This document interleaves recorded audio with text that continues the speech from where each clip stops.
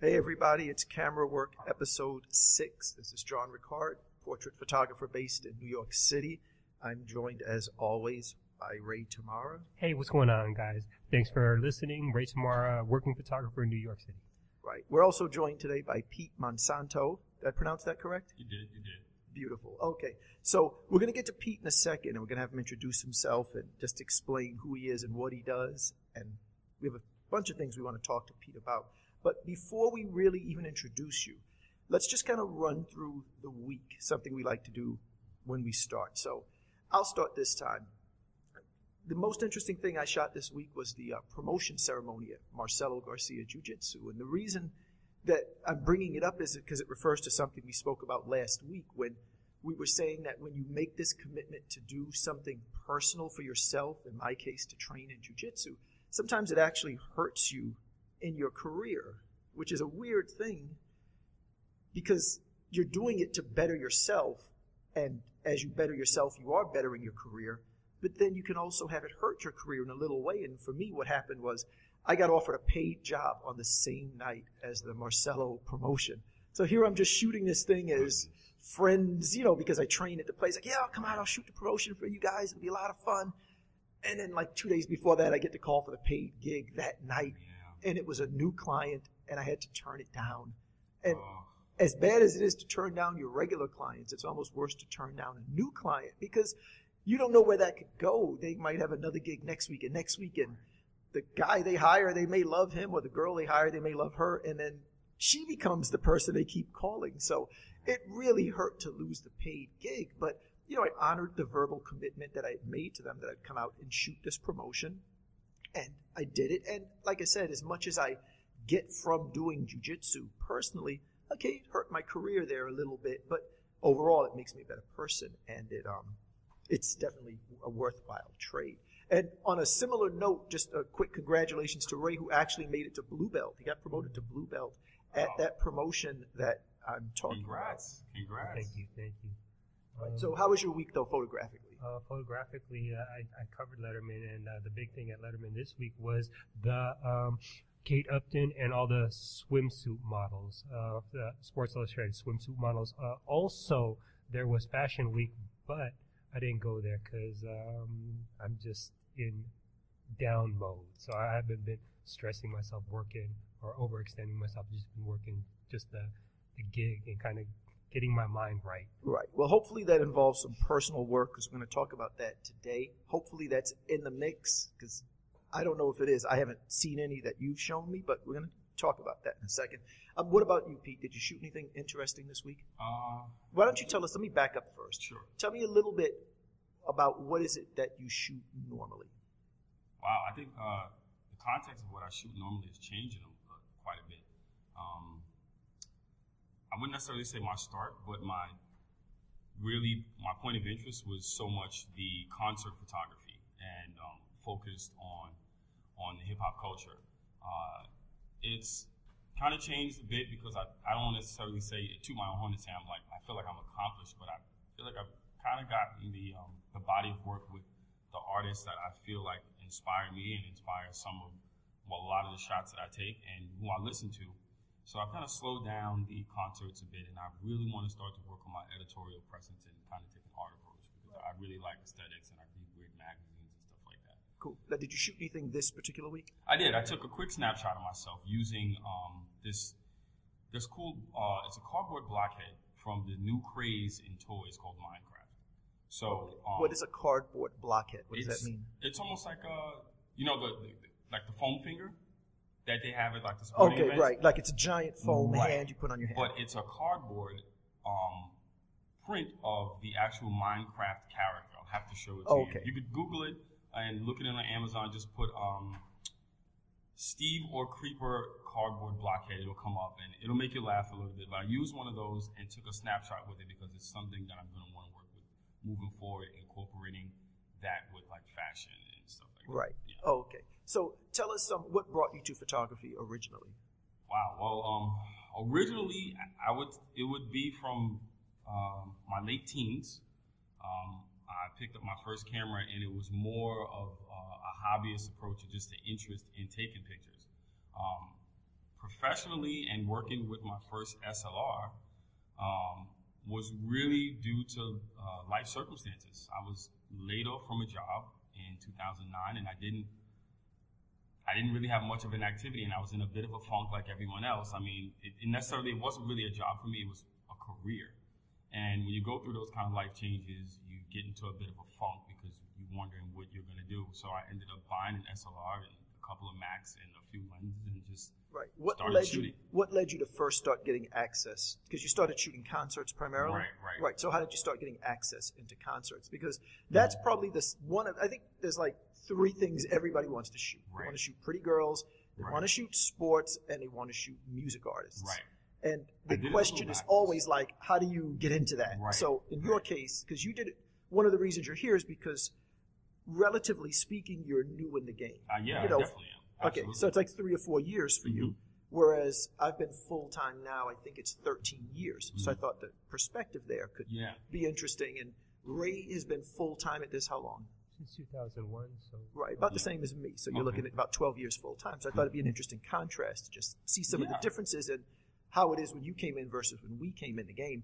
But how did you start getting the first access to artists? How did that work? Okay, well, based from what you were saying about you and Ray, I definitely agree with. I took a pretty much unorthodox way of going about it and making a splash into it because I think sometimes I feel like I started backwards almost in a sense. Right. Well, what is it that you did? My first concert, I was shooting for a promotion site, and I was working parties and events for them, and they would cover some of the after parties for the artists and stuff like that. And then one day they sent me to do, I think it was Governor's Island. It was Governor's Island for a Power 105 concert, and they sent me there. They had a pit pass, and I get into the pit and I start shooting, and I felt comfortable. I'm a big fan of hip hop. A lot of lyricists really inspire me. So I think before that, I went to a show with Joe Budden and pulled out my camera, just took a few snapshots, and said, I like this. This is kind of fun. But my first real concert was probably Governor's Island. Right. So how did you start building on that, though? So let's say you get this one promotion company, they're giving you access to Governor's Island. You kind of stumble your way into a Joe Budden show. Right. How does it start to build after that to where you're getting more regular access to concerts? You got to start making the connections with the artists themselves, the managers, anyone from their team. What kind of approach were you making in order to get closer to the artists? What was a typical approach? What are you saying to the artist that is enabling you to get close to them and to get the access? I just guerrilla style. A lot of times I'll be in the same area as they would be and say, hey, I got some cool snapshots here. I just want to show you. And they'll give me an opportunity to thumb through my camera and look at the pictures and go, oh, these are great. And I said, well, how can I get them to you?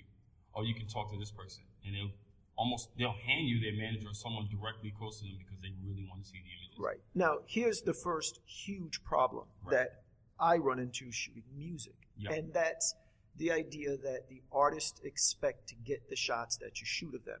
And this is a relatively new thing because if you think about it, in 2001, we were shooting slides. If you gave an artist a slide, they would have no idea what to do with this. Right. Nobody ever asked you. It wasn't like you were going to shoot something in 2001, whoever might have been hot then, I don't know, Mace or whatever. And Mace wasn't going to come up to you and go, hey, could I get that picture in his little slow Mace voice? Because what would he do with a slide anyway? Right. Today, almost every time you photograph an artist, they go, let me see it. They look at the back of your camera and they go, yo, you got to get that to me. What's your email? And it can be a very awkward situation. Never let it be awkward. I try to keep the dialogue as funny as possible. I mean, whatever they're into, or I talk about their sneakers or something just to relate to them and just say, hey, I'm a guy just like you and I enjoy what you do and the music you perform and this is why I'm here. And yes, I would like to get you these pictures. I could give you my email or you can give me yours. Right. But how do you avoid the part where they're trying to get the shot for free? Because when they're coming to you saying, hey, I got to get that shot, they're not talking about what's your rate. They're just like, I want the shot, send it to me. Because the implication today is as if I take your photo, I owe you a copy of the photo, as if that's the agreement. Whereas in my mind, the only agreement is like, if you let me take your photo, I represent you in a good light.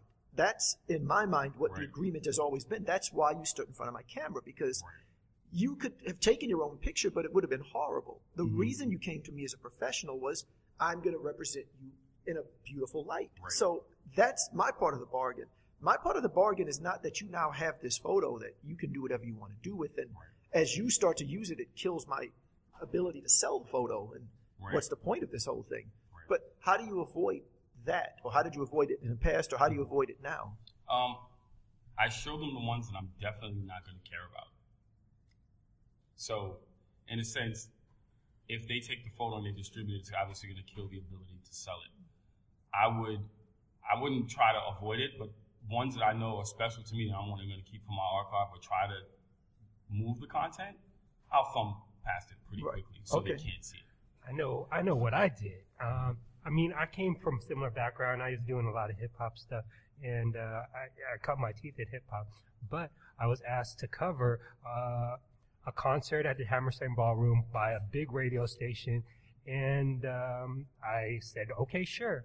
And when I was backstage, one of the personnel from that big radio station said, oh, can you send those pictures to me? I think I was with you. Can you send those pictures to me tomorrow? And I said, well, you know what? You have to contact. I tried to thumb it off to my agency, and then they said, well, you have to leave. And I said, okay. Let me stop you one quick second. Now, one of the defenses that we use for this is because a lot of times the promoters and things, they don't really understand the agency. So if you're shooting for like a Wire Image or a Getty, and this becomes a fantastic defense, you go, I'm not allowed, you got to call Wire Image, and they deal with all my distribution, I'm not allowed to send you something. So that was your first defense, was like, hey, go to Getty. You were probably shooting for Getty at that time, right? Mm-hmm. Yeah, so your first defense is like, well, go to Getty, and if they're going to give it to you, they'll give it to you, whatever, but I'm not allowed to.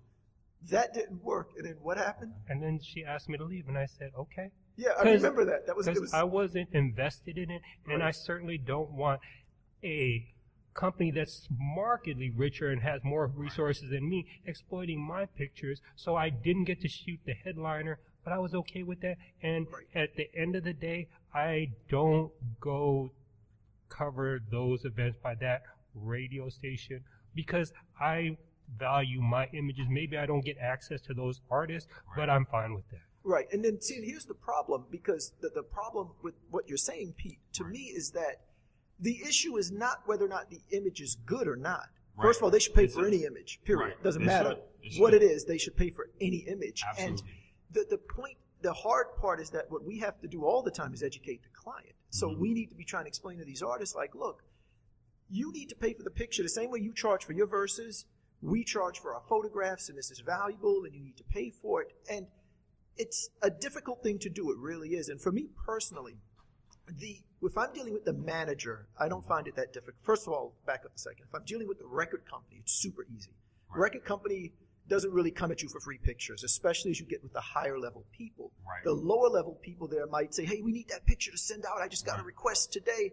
And then you have to educate them. But by the time you're dealing with like a senior publicity person, they're not coming to you for free pictures. They understand that they're supposed to pay for this, and they're working with a budget. If you're dealing with the manager, you can say to the manager also, like, look, I need to get paid for this. We need some money for this picture.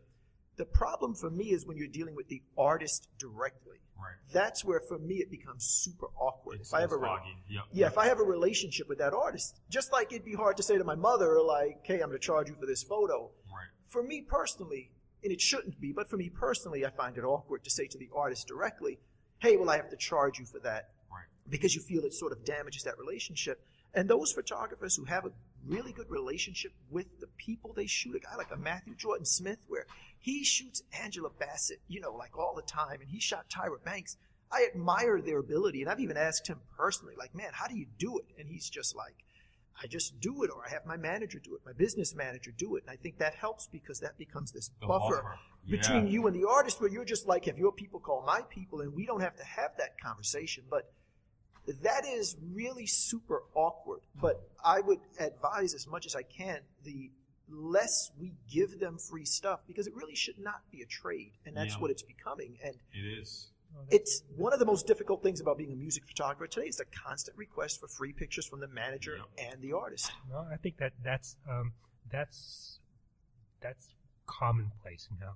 in order to have access to those celebrities, I know that the biggest photographers, they are expected to either hold shots or give shots in exchange for that proximity. I mean, and that's the way it is. And another thing that changed with the artist is a couple things that changed. One is years ago, the artist didn't have a lot of places to go to be photographed properly. Right. So what you had was very valuable. Today I look at it like, well, if they don't shoot with you, they'll shoot with him, her. And I'm going to talk about that. Right. So then they can get those shots from those other people. So that hurts us. And the other thing that hurt, I think, is that the celebrities realized how much money they can make on themselves. So now, like, again, I don't think 10 years ago, like, Mace was paid to go to a party. You know, whereas the equivalent. Not now. They right. Get, $5,000 just to walk in and right. have a bottle of free champagne. Right. So the equivalent artist, like a Meek Mill of today or an Ace Hood, yeah. like, he's accustomed to, like, if he does something, he gets paid for it. So then he's looking at it like, well, why am I shooting for you for free? Like, why would I come to your studio and stand here for 2 hours and let you photograph me and let you make money on it?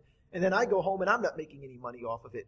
This doesn't make sense to me. So they monetize everything now. They do a perfume line, a clothing line. Absolutely. You know, they're charging for their verses. They're not doing records because you're my boy. They're jumping on your record because they're going to get a fee from you. So they're just expected to get something for everything they do now. And that does make it difficult as a music photographer. And it's not a problem that I've solved completely. It really isn't. And, you know, each time you deal with it differently. But I do think the more we can educate the client is crucial. That's our job, to try to educate the client. But also educating the client, but educating yourself, because these companies expect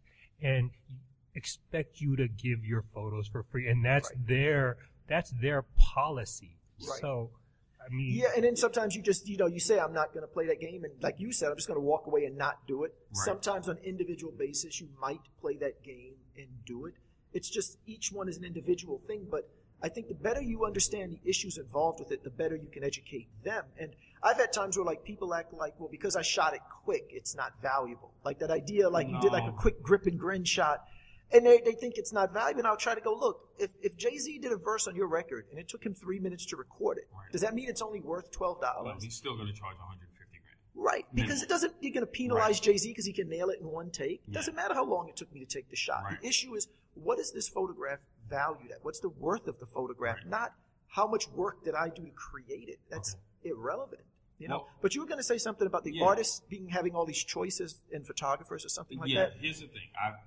I jotted that down. When you go into these concert situations, and I'm just going to name drop one artist just because he's relatively new, and this was a perfect situation. So you got the guy Trinidad James, right? And he does a show at Santos.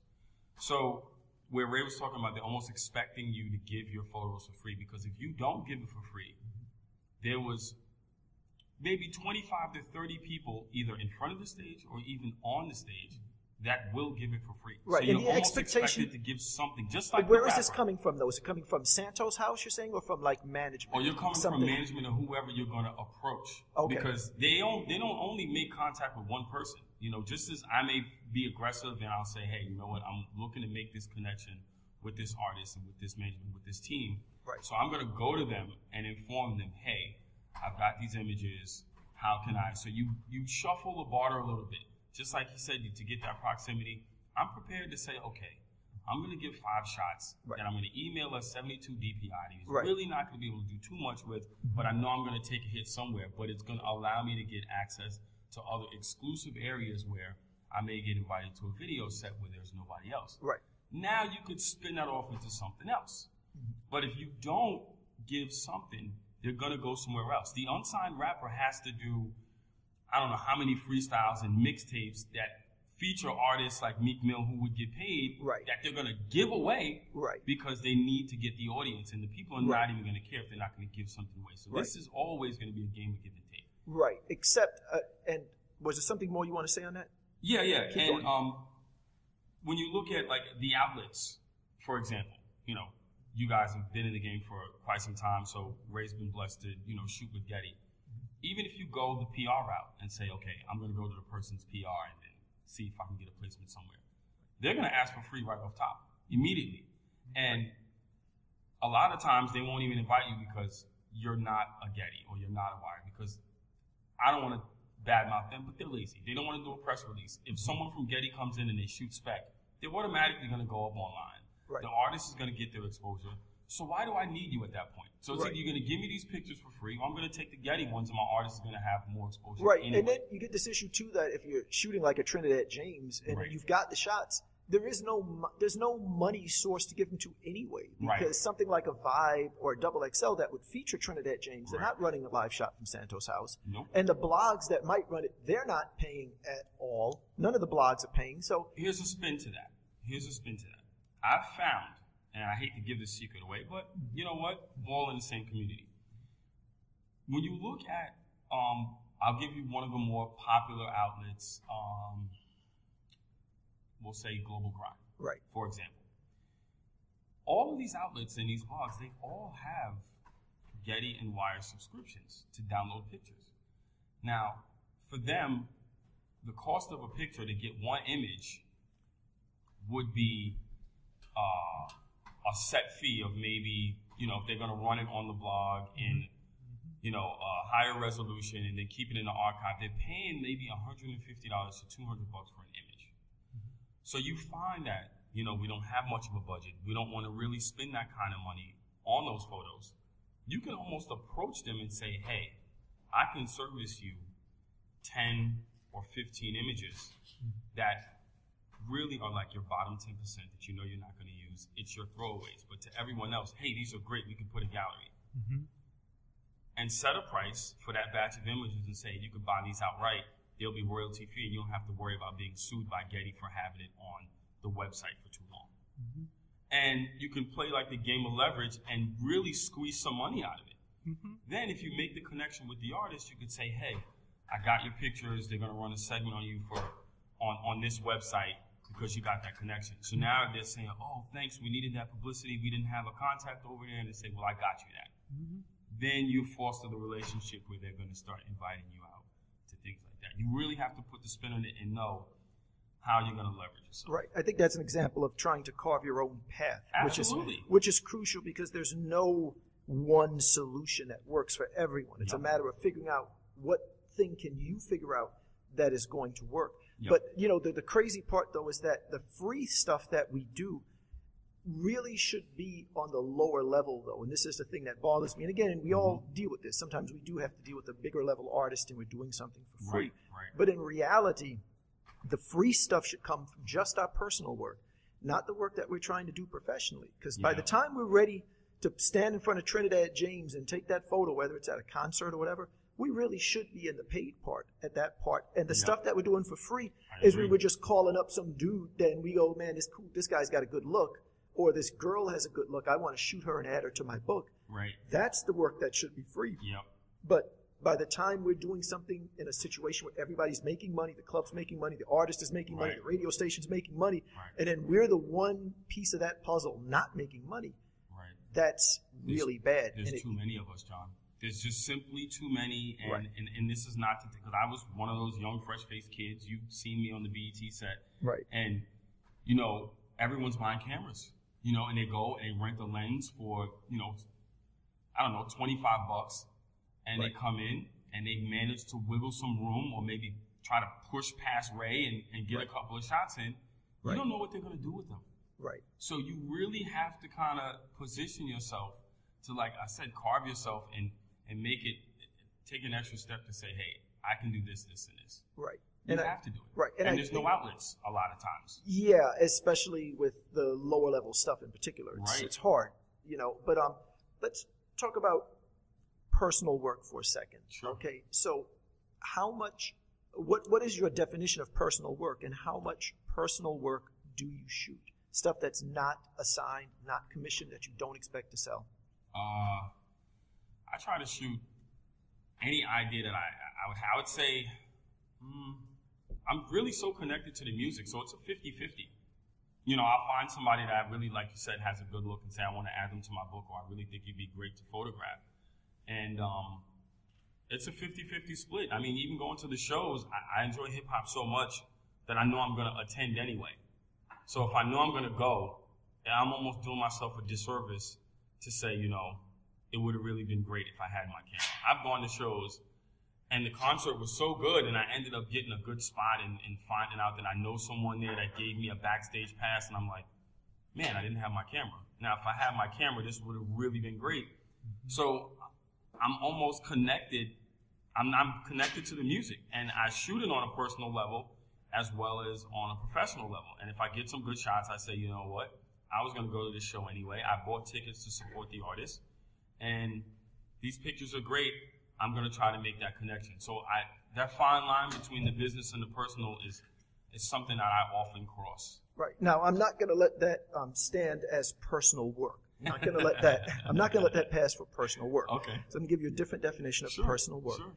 Personal work would be work that you are independently producing, shooting on your own, that represents where you want to go photographically.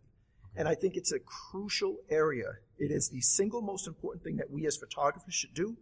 And last week, I spent a total of 30 minutes on it, which is nothing. Like, I didn't do it last week. I didn't do any at all. The week before that, I probably spent an hour on it. Right. And it's the single most important thing that I could be doing right now. Right. And Ray, how much time did you spend on personal work in the last week? You know what? Personal work, I have trouble with personal work because I have a block with personal work because anything that I'm not making money at with my camera, You gotta love Ray. then I don't want to do it. And it's a block that I've been wrestling with because like I can see something, but I won't take it because I can't make money at it. And then I'll just go, and then I just focus in on celebs head to toe, take the shoot, take the headshot. And that and let me back up a second, because again, I want to be clear with this. See, Ray, like in my mind, Ray is like a beast photographically, because listen to what he just said there. What Ray will do is, so if we're at that, Rihanna press conference. Right. Ray he's really focused. Ray, because I've stood next to Ray a million times shooting. And I'm kind of having fun. It's like an experience for me, because I don't do a ton of events. So I have a lot of fun, the few ones that I do. But Ray, like, he's super focused, and Ray's thinking like, I got to get the full length. I got to get the 3/4. I got to get the tight headshot. I got to get the smile. I got to get the no smile. I got to get the jewelry detail. And in that little, like 90-second burst, he has created 7 or 8 marketable shots. Right. And I'll give you one other example with Ray. Like, you'll have a music convention. I think like these things like Jack the Rapper or whatever. Give me an example of one of them. This is something he used to shoot like 10 years ago. Like, how can I be down when you would go to Miami? Correct. Like these types. So Ray would shoot hip hop like 10 years ago. This kind of thing. Now everybody does the same thing. You're looking for the artists. You shoot the artist, and what most photographers do is they pair artists, which is so silly because those shots never sell. But these photographers are just obsessed with like, oh, it's, Ace Hood and Meek Mill. Let's put them together, and, let me get you with Ace Hood. It's the shot never sells, but that's what everybody's running around shooting. Right. Solos of artists and pairings of artists. Right. Ray would be the only guy that shoots the record label people. He's the only guy grabbing headshots. He finds a clean wall, and if he sees the Atlantic Records publicity, senior head of publicity, assistant head of publicity, record label president, he's nailing headshots. I do the same thing. He makes money on the stuff. Because when those guys get promotion, when they get arrested, when they change companies, those shots run. And then and 10 years ago. I did the same thing for an exec very recently. And, she would thank me. And she's a friend of mine. And I said, you know what, why don't you let me shoot you? I really like her features anyway. Right. And I said, I'd love to do like a portrait shot of you. So I went into her office just to talk to her about something completely arbitrary. Right. And then I said, you look great today. I have my camera. Why don't you let me take a couple of pictures of you? So I just took it just to snap it. And her being my friend, I posted up and I said, this is one of the hardest working women in the business. Right. And I said, here, just go ahead and take it. She thanked me like maybe 5 weeks later and said, I got a promotion. The picture was in Rolling Stone. I needed to send a headshot and I used it. I said, that's fine. I'm not really making a qualm about it. It was this big in the magazine. But just to give her that, and then she said, this is so great. I said, and hopefully that pays off. Right. Hopefully that pays off as she gets that promotion, pulls her for the next job. Right. But the funny thing, so what Ray is saying here is what happens is though, so since he's in what I call that beast mode, where everybody else is just at the convention looking for artists, and Ray's nailing different types of shots, he's constantly in that like, how can I monetize this? How can I monetize this?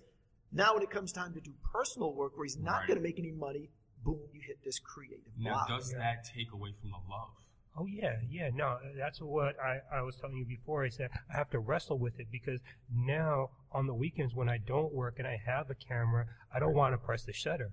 And even if I see something beautiful, it's just there's a block that says I'm not making money, so I can't press the shutter. I can't even see it. Right. And that's the thing, is that because I saw photography as commerce for me, but now I'm trying to explore photography as art, my communication, my expression. Right. Now, I'm going to explain something about personal work that I think can maybe help put it in a way that people can understand it. Okay. Right. So let's understand what happens when you do personal work.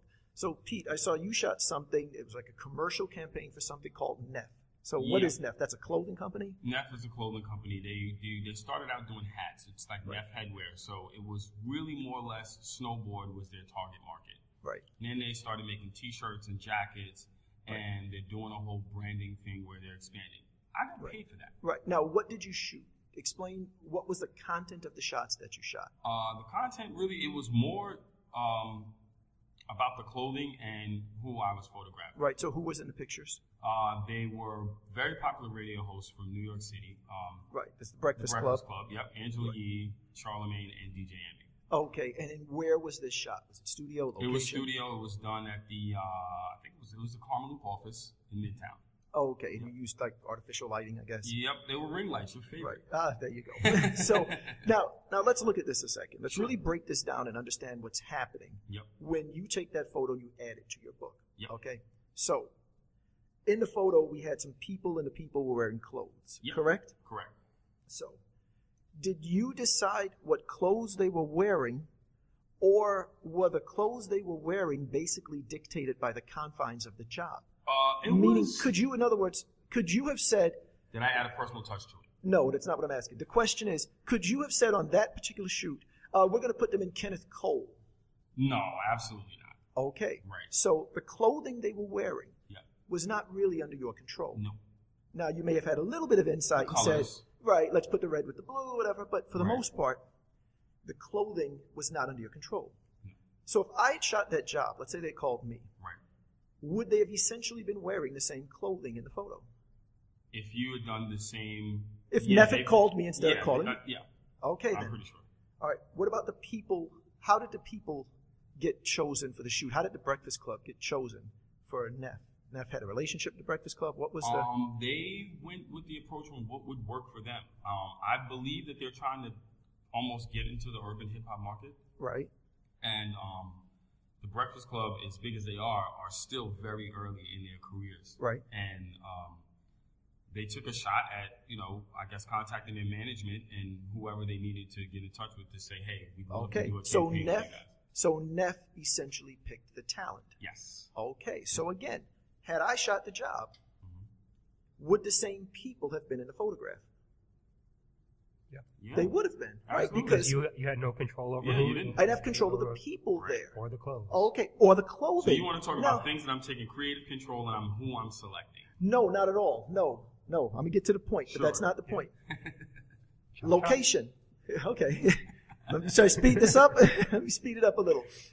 So let's take the location. Okay. Again, did Neff have this sort of concept in mind that it's going to be done studio and that we're going to be at the Carmeloop offices? Well, they picked they're based out of California, so they picked the location. I brought to the table, we should probably do some street photography as well. Right, because the ones I saw were actually on location. Yeah. But the point of the matter is that Neff also had a hand in where this was shot. Sure. So when you start now I'm assuming the that... pain. Right, there you go. So they're going to call the shots. Right. So, but look at what's happening now. Now I'm assuming something from this is going to make your book, correct? Yeah, absolutely. Absolutely. Yeah, we already discussed the terms. Right. Yeah. So boom, this is in your book. Mm-hmm. But look at this now.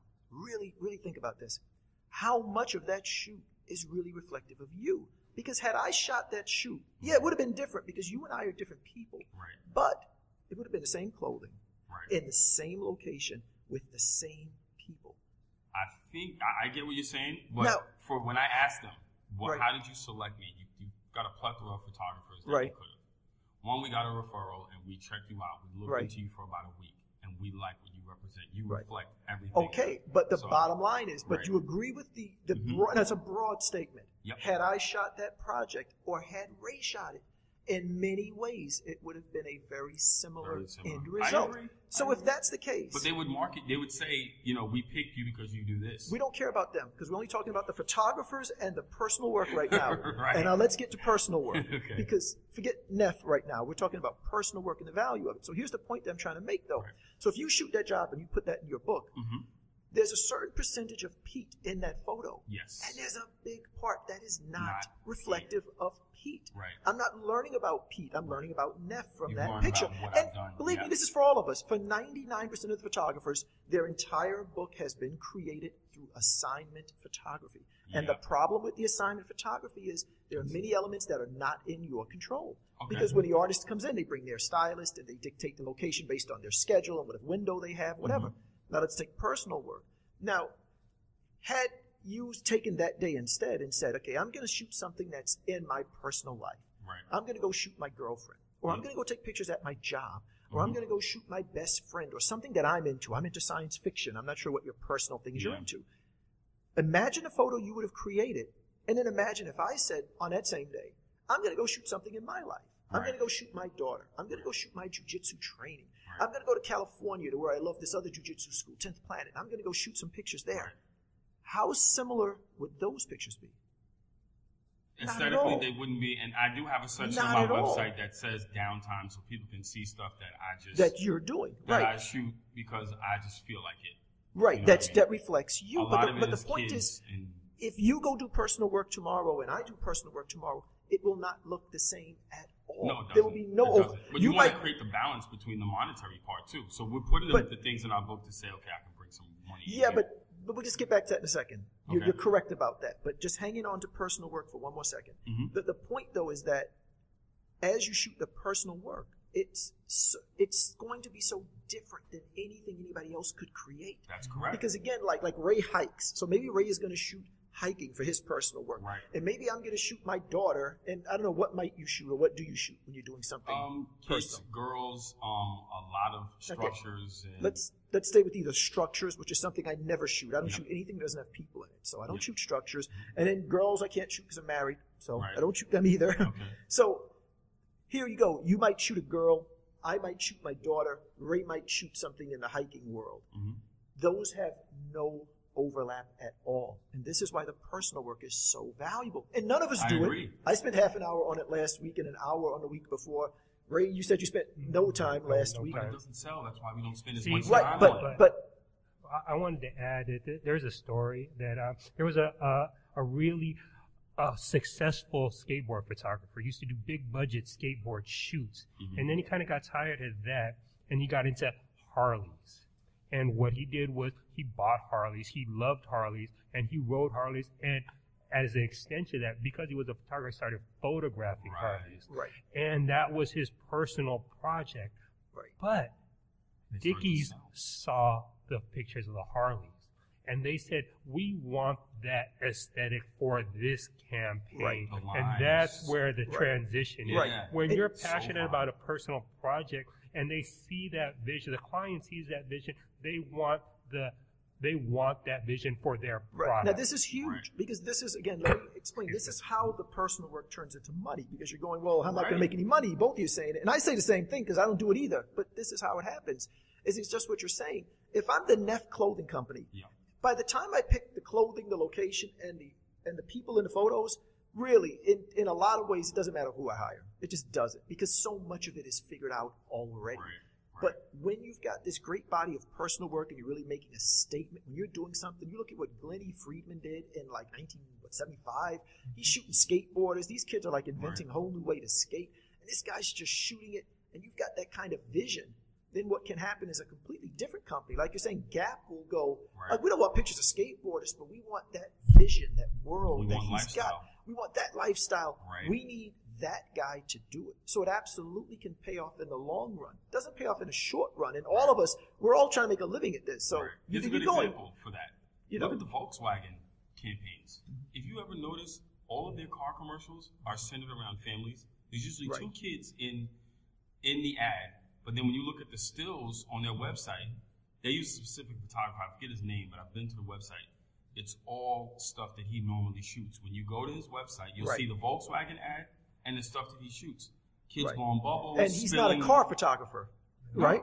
He's really not. Right, and then the mistake we make is if we're trying to become car photographers is we run around trying to shoot cars and these dumb events, and we're running around and we're giving away free pictures, and we're trying to make $200 shooting a low-level car designer. That's right. And it's completely off base. You'd be better off doing the personal work, developing this world that you're photographing. Right. That someone stumbles into it. Right, and someone can go, we like that, because believe it or not, sometimes Volkswagen doesn't care if you know how to shoot a car. They want to know if you can create a certain mood, a certain feeling that reflects Volkswagen. So if your photography is fun and a Volkswagen is fun, you might get hired to shoot a Volkswagen ad, despite the fact you can't shoot a car. Right. You're not really like, but you capture kids very well, or whatever they're trying to pass on as their message. Correct. Market-wise. Absolutely, I agree. And that's for all of us. And really, the key to all of that is the personal work. And I'm going to give you one more example of how I look at what the personal work is and the value of it. Okay. It's as if you're in a band. And when you're being assigned work, it's almost like you're doing a cover song. Right. You're putting your stamp on it. Like if I give, if you take Could You Be Loved from Bob Marley and I give it to Rihanna and then I give it to 2 Chainz, it is going to be 2 different songs. Completely. But in some ways, it's very similar because it's still Could You Be Loved. Still Could You Be Loved, yep. And you're doing a cover because someone has set these parameters. You have to use these lyrics and do this song. But if you go and write your own song, if 2 Chainz does an original song, and if Rihanna does her own original song, those songs are different. And as photographers, that's what we need to do. Because like I say, the real bottom line is, if you shoot an F campaign and Ray shoots it and I shoot it, yeah, it's going to be different. But to a large degree, it's going to be the same. Yeah, because it's scripted. There's parameters. But if I do my personal work and you do yours and Ray does his, it's going to be totally different. And that's the value as a photographer. And again, and this is the part that drives me crazy because like I shoot at BET and I take great photographs. Like every single week of my life, I create great photographs. And I create stuff that's never been shot on that set. My backstage stuff is fantastic. I do great work. But I'm dependent on BET to provide what I'm shooting. And if you think about what I'm saying, so when I take good pictures at BET, what is the message? I can pretend the message is John Ricard is a great photographer, but that's really not what I'm communicating. What I'm communicating is if you go and create a television program and you go hire 2 gorgeous hosts to host it, and you build a big TV studio, and you invite the #1 artist on the planet to come there, I can take a good photograph. Like, well, thank you. That's good. Wow. So it's like you going up to a client. Imagine saying that to a client. You want to see how good my photography is? Okay, you go get Rihanna, and you go dress her really good, and you go get me a great studio, and I'm going to show you a good picture of her. It's like, you sound insane. What you need to be showing people is that you are a great photographer by yourself, without anybody. Like a writer who's a great writer. He doesn't sit around and go, okay, go stage a revolution in Cuba, and then I'll write about it and show you how great of a writer I am. No, he sits in his little cave of a room, and he creates an amazing piece of writing. And that's what we admire. Not somebody who can just document something that's happening. Because, again, to some degree, anybody can write the story of that. It's what can you do on your own? That's the crucial part. And as much as I understand it, like I'm telling you, I'm going to say it again, I spent 30 minutes last week. I timed it because I was doing street photography. That's part of my personal work. Is to go out there and shoot the street. And I came up with this kind of novel way to do it, which I showed it to Ray. We're going to talk about that on a different podcast. And I spent exactly 30 minutes doing it last week. That was it. And I know it's a mistake to spend such a little bit of time on something so important. But the personal work is crucial, more important than just trying to make money on these shoots that we do. And I urge anybody listening to get out there and do the personal work. That's you should. Really the only thing that matters. That's the reason why you started. But at the expense of the making rent. Yeah, you should. You can't. I know. But you can't. I don't do it. I know. So there's a way to balance that. We're going to get into that at some point. I don't ever want to be, and I love you to death, Ray, but it's almost like you've, in a sense, the reasons behind it is really all money driven. And I wouldn't say that may be why you've kind of like been in like a little bit of a funk, but you haven't really carved out anything for yourself. Other than, you got to do the rent thing and all that. And I was there. Yeah. I was there a couple of months ago, where it's like, I don't really have the time to go up to Connecticut and shoot my mom. And, my mother really hates being in front of the camera. So I try to go up. She lives in New Haven, Connecticut, and say, Mom, I want to take pictures. No, I don't want to take photos. But if I don't create that time to do it, it's your mom. Right. And in the back of my mind, I kept saying, I can't really make the time because I really got to work. I got to keep hustling. Right. And without the personal work, I felt like I was disconnected. Right. It feels like it's the least important thing, but it's not. Right. Now, talk to us in terms of income, right? So you work outside of photography as well. I do work outside of photography. I recently just got a position with, I'm a public figure. They tell you to look it up online anyway, but I work in New York City for the Transit Authority. And it was something that I decided I needed to do because not so much as photography wasn't paying, I'm not with an agency. So I'll get chosen to shoot something and I'll make a gob of money, but when is the next $3,000 or $4,000 going to come? Right. So you're in a position where you're going to stretch it, or you're going to go out, you're going to do that, and then say, I'm going to shoot some nightlife stuff. I'm going to make a partnership with, promoter, and I could make $200 a night doing this, and this. Right. But you're not getting any sleep. You're kind of killing yourself, and then your lifestyle changes. Right. So with me getting the job, I really wanted to be able to dictate what I feel like shooting. So now I've, in a sense, gotten the love back. In addition to that, if there's any photographer that told you that our art life gives you a pension, a 401k, and medical benefits, they lie. Yeah, it doesn't automatically, does it? No, but I think there's ways, but it just right off top. If it's not there. If you're not business smart, if you're not business savvy about it, right? And it's funny because Zach Arias, he puts some really good content online. He's one of you guys. He does a blog. He finished it already, but he did a blog called "Ask Me Anything About Photography." And I think he answered, it might have been 1,000 questions total in the course of like a year.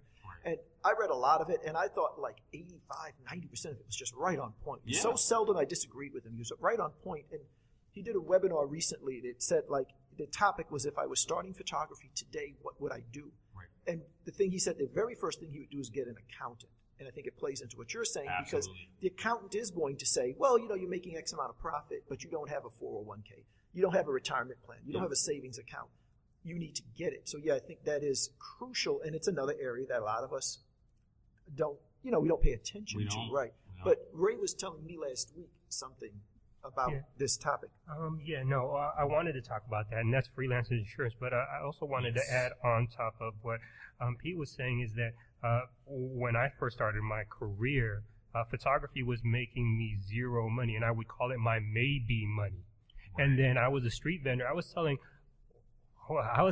anything and everything on the street. I learned how to sell on 34th Street. So I was selling sex position pamphlets for $1 in Times Square, and that was my for sure money, and it became my mortgage money. And then eventually, as my photography career grew and I was getting more pay kinds, then the photography became the mortgage money. Right. And then I had to just step away from the street vending because that was just not smart to do anymore. So photography, if you nurture it, it can be a primary source of income. And when it is, then you have to be smart about it. And I would basically look at those shows like Susie Orman and Kramer. I would say, how can I be wealthy? How can I be comfortable like the rappers that I shoot? Right.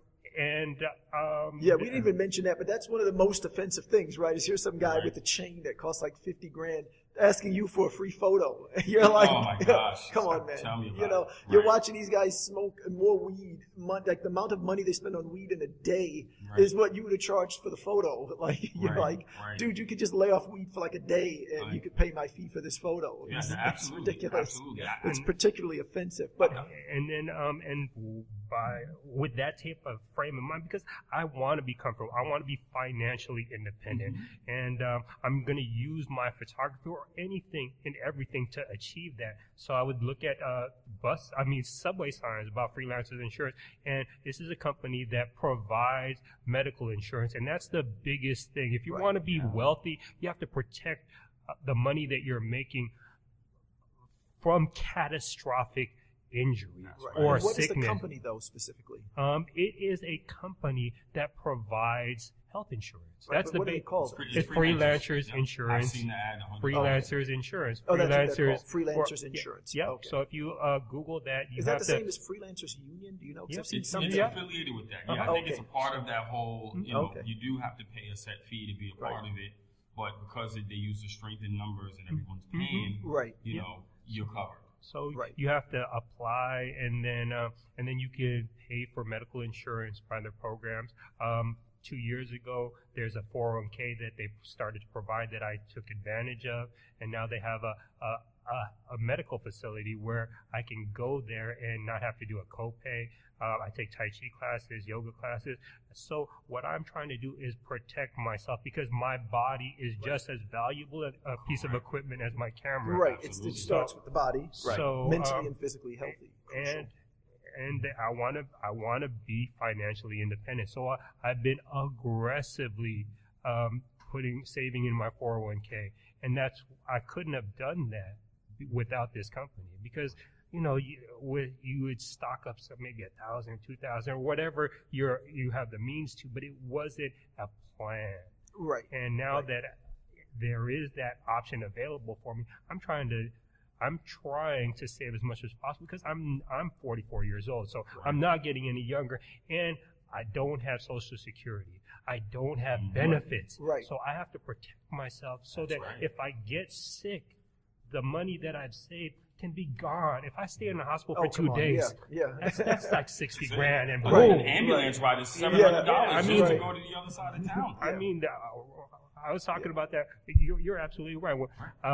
When I got mugged and they knocked my 2 front teeth out, the police asked me if I wanted to go on a ambulance ride, and I was more scared of the ambulance ride than the attack, because you know, with the ambulance ride, what is that going to cost? Is that going to cost $10,000? Yeah, that's the second assault of the night, basically. Right. Yeah, really, and that was part of really my idea behind getting the job, because you're making the gobs of money, but the in betweens, you need something, you know. And we talked, briefly about even when you were in your days and you were teaching for 10 years. The job was necessary because I tried to think about a way, how could I make this work where it gives me the peace of mind of saying, in between the checks, I can go here, I can do this, and I know that the money's coming in. And then this way, I don't have to take jobs that I don't want to do. I don't have to go out at night and shoot for a promoter because I know that I'm set. So if you're going to decide to take a job, because a lot of us have real lives outside of that. And, to expand on what Ray said, the Social Security, the pension, when I'm done and I hang it up and I'm 65 and I got 2 kids, I've got my photography, but at the end of the day, I've got this other paycheck coming in. Right. And, and photography has to be nurtured. It doesn't happen overnight. No, you can't make money in 2 seconds. So I'm still very much in the early stages. So for me to take the job, I said I could do this. I could work overnight, 12 a.m. to 8 a.m. Everyone is sleeping. Right. I'm not missing anything. In the daytime, if I want to, work in a studio and get commissioned to do shoots, some editorial, or if I'm getting paid to follow an artist, I can do that. You got money for equipment now because you got a steady paycheck. You got money for benefits if you get sick. You can pretty much fund anything. You got to hop on a flight to go to Chicago because there's an artist performing. Right. You got 2 days off from your other job, or you banked like 40 days of vacation. You can call in and say, hey, I need to take vacation. Right, take that time off and put it to a super cool shoot. Right. Go do what you need to do with the shoot. Not worry about food, not worry about hotel. And you got paid $3,000 to do it. Right. I remember the first time I shot Fashion Week. By coincidence, Fashion Week came at the same time that we had the week off from teaching.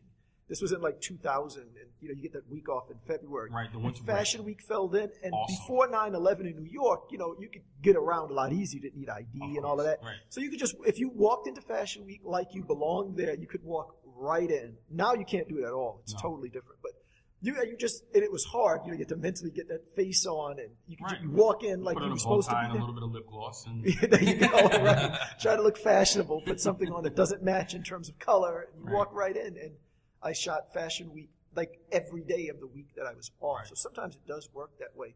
But one of the other things when you talk about like money later in life, Absolutely. for me, one of the things I used to think about that would actually come in and keep giving me money was the stock that I was building in terms of photography that I was shooting. And I'd give these pictures at the time. My agency was Retina, and the rates were really good. I mean, Retina would never sell a photo for under like $150 to $200, So and you would when get you talk about rates, go ahead. That's ridiculous. So, I would get 50% of that, and if they sold like 10 shots, just 10 shots, you could get $1,000 a month just from your stock agency. And the way it worked, say in 2000, they weren't assigning me work at all. It was nothing like that. I would just shoot what I shoot, and I would give them some shots, and then they would sell it overseas and in the U.S. But today, I don't look at stock photography income as meaning anything because the rates are so low. Ray talked about it last week. Ray's like, I get statements with like a nickel payment from my stock agency. So I don't ever think now that the archive that I've built, whether it's a photo of, 2 Chainz from last week at BET or a Mace photo that I took in 2000 or whatever year that would be, I don't look at any of that as providing future income because the rates have dropped so low. It means nothing. So if I don't have some kind of 401k or something, then I don't expect to get any additional revenue from my photography, which I think is unfortunate because it was different 10 years ago. I can't wait to expand on this. I'm so glad we opened up the dialogue. I don't want to incessantly ramble, but I'm really going to touch on a lot of topics that a lot of the young photographers have to face.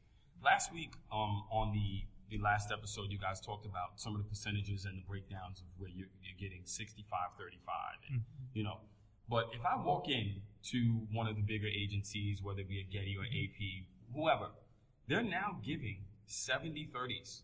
So that percentage has even gone down 5% from when you were talking. And then you get limited rights, and then you lose all the rights after a certain amount of years. It's so you crazy no longer own the image because at all. Ray and I both came in at earlier times when the rates were better. They went to 50-50. Right. Yeah. And then they went to like 60-40, and now they're going to 70-30. It's unbelievable. Because they realized they could just send anybody in there. We can just push a button and, we'll have this person do this. But go. And that's clear. And let's be clear to the listeners. That's 60 or 70% to the agency, and the photographer gets the 30%.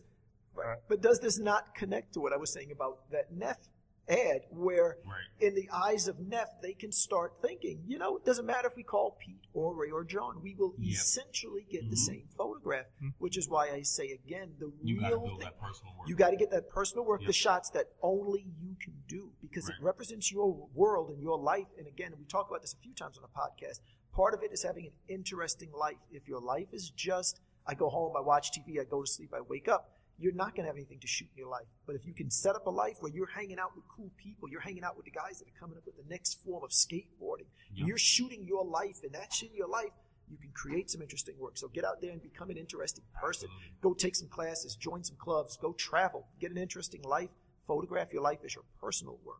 But continue on what you're saying about the stock agencies and the difficulties of that. The stock agencies, I went to, and I really encourage anyone to do this. I don't know if they're going to do it this summer. It's something called Photoville. I don't know if you visited, John, when you went. It was in Brooklyn, and it was really hot. I saw it. It was summer, interesting. I went to one lecture where they had how you can do the music photography and make money from it.